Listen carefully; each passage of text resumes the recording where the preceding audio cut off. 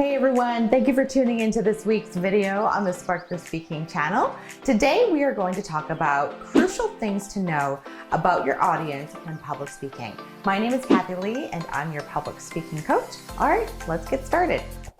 One of the scariest things many people will have to do in their life is get in front of an audience and speak. Whether you are doing it willingly or whether you are obligated to do this task, it's frightening just the same. While there are many things you can do to help alleviate some of that stress, such as preparing and rehearsing, understanding your audience and their perspective of you might also help. So the tips I'm going to give you in this video are ones that I've realized during my TV career and public speaking journey and have helped me, so I hope it helps you as well. So number one, understand that for the most part, the audience is there to support you. Don't get me wrong, there will always be some bad apples in the bunch, but the small group of bad apples do not represent everyone. And I've always found most of the audience that I've spoken in front of were supportive of me. When I say supportive, it doesn't mean that they agree with what I'm saying or what my content is. Instead, in this context, supportive means they don't want to see you fail as a speaker on stage, okay? The majority of your audience, they're not sitting there and hoping you trip over your own words or mess up your slides, etc., etc. They genuinely want to hear what you have to say, and they hope that you are able to deliver your presentation or video in an eloquent and succinct way that they understand. Number two, understand that the people you present or talk in front of are not the audience from your high school, like I just mentioned, right? If you had the same experience I did in high school, then you know exactly what I mean. I was definitely not part of the popular group and felt so uncomfortable getting in front of classmates to speak. Plus, there just seemed to be way more, idiots in the classroom who picked on others and wanted to give them a hard time. Thankfully, I came away from high school relatively unscathed, but the memory of others being picked on, and sometimes myself, is still imprinted in my mind. And in some ways, I still have a bit of anxiety about that type of audience still existing at the many, many events I've emceed.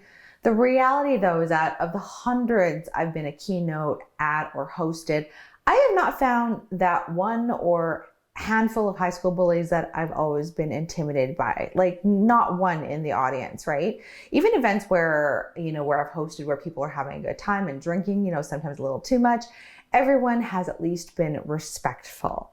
Maybe not everyone will be paying close attention to you in these scenarios, but at least they aren't being bullies or anything.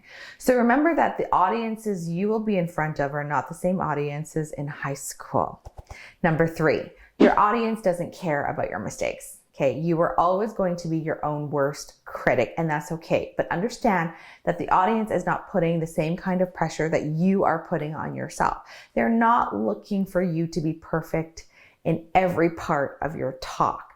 Now, while we may obsess about every minute detail of our presentation, your audience is really more focused on the overall gist of what you are saying. Now, I do want to qualify one thing here. When I say small mistakes, I mean the little stumbles here and there that you might worry about, right? Obviously, if you've made a massive mistake and drew a large amount of attention to it, people are going to notice, or if, let's say, you're factually incorrect or something. But other than that, at the end of the day, if you move on from it and you are able to recover, fix your mistake quickly, move on, the audience really just doesn't care. Okay, number four, your audience wants to hear what you have to say. This point dovetails nicely with point number three. Your audience is more interested in what you are going to be speaking about rather than the mistakes you might make or might not make, okay? Mastering public speaking is twofold. That's the content and the delivery, and there needs to be a good balance between the two. But I find that if you're not perfect in your delivery and you're still honing your skills, but your content is good, then you're okay. Your followers on social media, the people who are in the boardroom listening to you, the guests at a keynote speech you're giving, the list goes on and on. They are there because they want to know what your thoughts and ideas are. So even if you feel like you're not quite at the level you want to achieve with your public speaking, don't wait until you feel like you're ready. Oh, don't do that, okay? Take the plunge and start talking. Just do it. Put yourself out there, especially if people are interested in what you're saying, because great public speaking skills take time. And the only way you can get better at it is by doing it and practicing it. All right, before we get to my last point, I just want to thank you again for tuning in. Remember to join our public speaking community and hit the subscribe button below. You do that and you will continue to get weekly public speaking and training videos. I don't want you to miss out, so definitely go ahead and subscribe, all right? Okay, on to my point number 5. Your audience they probably have the same fears as you, okay? Your audience most likely has the same fear as you.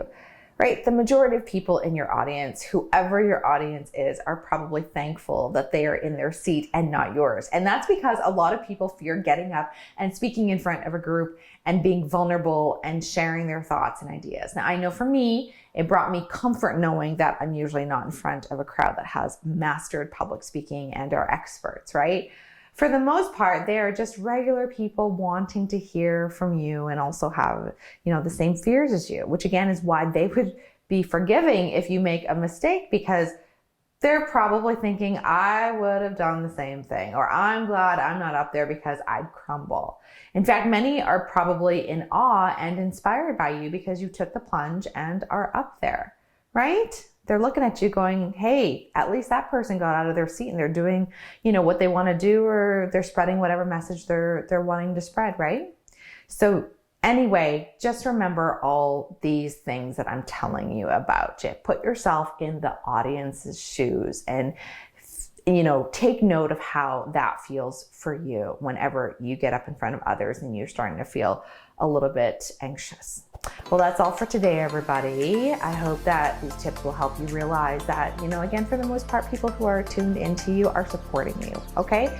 Just to recap, the 5 important things to know about your audience when you are public speaking are: they are there to support you, they are not the audience from your high school, they don't care about your mistakes, they want to hear what you have to say, and they probably have the same fears as you. Now, if you like this video and you found it helpful, remember to hit the like button below and share it so that other people can benefit as well. If you have any questions or topic ideas, remember to leave me a comment below. I love reading them. And if you would like to learn more about the other programs that I have involving public speaking, go to my website, sparkerspeaking.com. All right, see you next week.